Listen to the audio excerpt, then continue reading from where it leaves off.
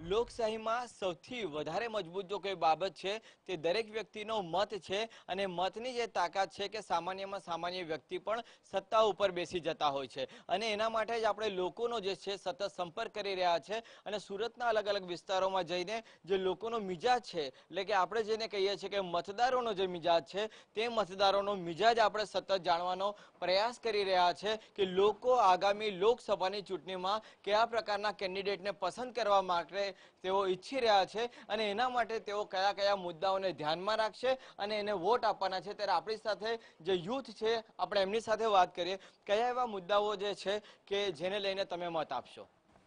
પહેલું તો અમે આટલું બધું ભણીએ છીએ પણ ભારતમાં બેરોજગાર લોકો વધારે છે, તો અમે એવું ઈચ્છીએ છીએ કે બેરોજગાર કોઈ નહીં રહે, બધાને નોકરી મળી રહી સારી એવી, તો બસ અમે એવું જ ઈચ્છીએ છીએ કે બેરોજગાર નહીં રહે કોઈ અને બધાને નોકરી મળી રહી સારી એવી, પોતાની જરૂરિયાત પૂરી થાય એટલી તો મળી રહે। તમે શું વિચારો છો કે એક મહિલા તરીકે જુઓ અત્યારે સમાજમાં કેવા પ્રોબ્લેમ્સ ચાલતા હોય છે અને કેવા વ્યક્તિને તમે મત આપવા ઈચ્છો છો?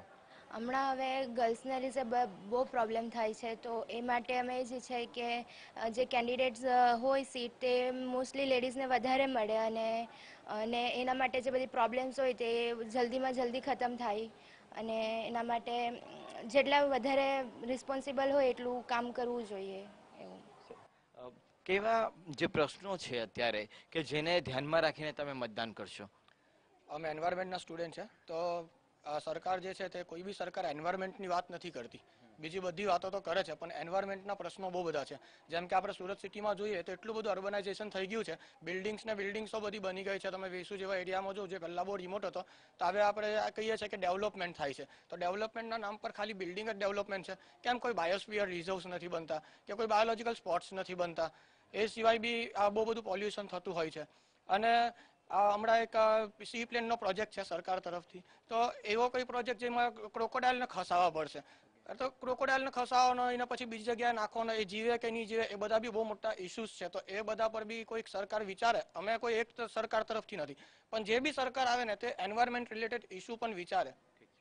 તમે શું વિચારો છો કયા પ્રકારના ઇસ્યુ છે અને જે કેન્ડિડેટ આપણા વિસ્તારમાં હશે એ કેવો હોવો જોઈએ અને તમે કયા મુદ્દાઓના આધારે મત આપશો? સૌથી વધારે તો હું કહેવા માંગીશ અત્યારે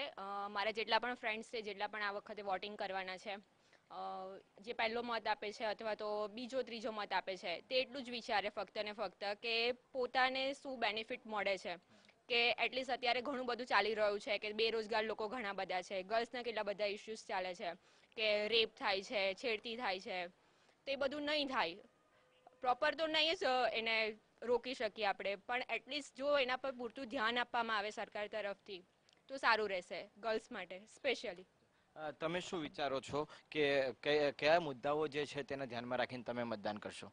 જેવી રીતે બે જણાએ કીધું કે બેરોજગારી એક શું કહે સળગતો પ્રશ્ન છે, તો જે મહિલાઓ છે તમે જુઓ કે અહીંયા મહિલાઓની સંખ્યા વધારે છે, તો એવી રીતે ભણેલી કે કે કદાચ 10 સુધી પણ ભણેલી પણ એ મહિલાઓ કેપેબલ છે કે એ લોકો પાસે ઘણી બધી આવડત છે, તો આઈ વિશ કે જે ગવર્મેન્ટ બને તે ગૃહ ઉદ્યોગો કે જે ગૃહિણીઓ દ્વારા ચાલે છે એની ઉપર પણ વધારે ધ્યાન આપે અને એને પણ પ્રોત્સાહન આપે। કેટલીક બીજા જે સ્ટુડન્ટ છે આપણે એમની સાથે પણ પૂછીએ,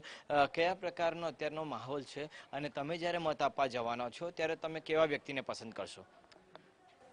ફર્સ્ટ ઓફ ઓલ હું દરેક મહિલાને રિક્વેસ્ટ કરીશ કે મેક્સિમમથી મેક્સિમમ વોટ આપવાની ટ્રાય કરે। અત્યારમાં કન્ડિશન એવી છે કે કોઈ કોઈ ઘરમાં મહિલાઓ બહાર નથી નીકળતી, તો એ પ્રમાણે દરેક ઘરેથી મહિલાઓને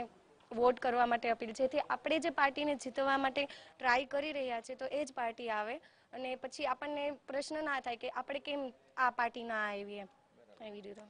તમે શું વિચારો છો કયા મુદ્દાઓને તમે ધ્યાનમાં રાખીને મત આપશો? હું ફર્સ્ટ ઓફ ઓલ તો બધાને અપીલ કરીશ કે બધા વોટ આપે ને હું કૃષિને લગતી બાબતે રજૂ કરીશ કે આપણે જ્યારે કોઈ પણ અનાજ લેવા જઈએ ત્યારે એનો ભાવ સૌથી વધારે હોય ને જ્યારે આપણે એ જ વસ્તુ આપવા જઈએ ત્યારે એ ઓછા ભાવમાં લેતા હોય, તો આ કૃષિને લગતા પ્રોબ્લેમનું પણ સોલ્યુશન આવે એ હું એને રિક્વેસ્ટ કરીશ। તમે શું વિચારો છો જે પ્રકારના અત્યારના જે મુદ્દાઓ છે આપણા મહિલા તરીકે સુરત શહેરની અંદર જે કેન્ડિडेट આવે તે કઈ રીતનો હોવો જોઈએ?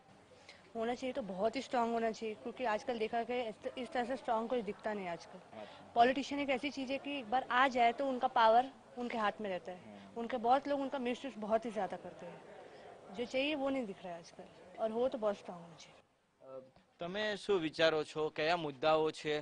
જેને આપણે ધ્યાનમાં રાખવા જોઈએ અને એના આધારે મત આપવા જોઈએ? હા, ફર્સ્ટ ઓફ ઓલ હું એવા કેન્ડિડેટને પસંદ કરીશ કે જે દેશની જરૂરિયાતોને તે જાણી શકે અને અને પહોંચી શકે કે વિકાસને કઈ રીતે આપણે આગળ લઈ જવાનું છે, એવી સરકારને હું પસંદ કરીશ. અને હું વાત કરું તો હું એક ખુદ આદિવાસી વિસ્તારમાંથી આવું છું